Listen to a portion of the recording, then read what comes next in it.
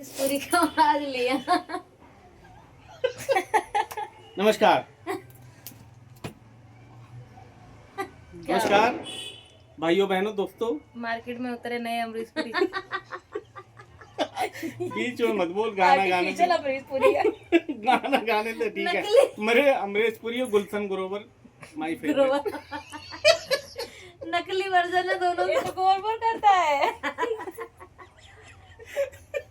अब गोबर नहीं गोबर करता है। दर्शकों को पूरा मेरा क्या सुनने दो, क्या सुनाने जा रहा है। आप जानो राग अलाप। अच्छा कोई गाना गा रहा था। तो भैया हम आपको संगीत सुनाने जा रहे हैं। कौन सा संगीत था? कुछ तो होगा, राग अलाप शुरू करो। ये देखो।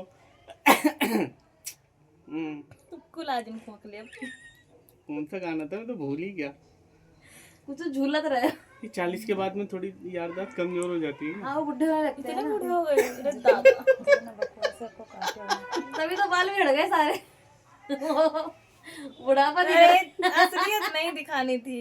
ये है असलियत। असलियत नहीं दिखाते हैं। पर्दे के पीछे जो है सो पर्दे के पीछे रहने दो। क्या गाना था?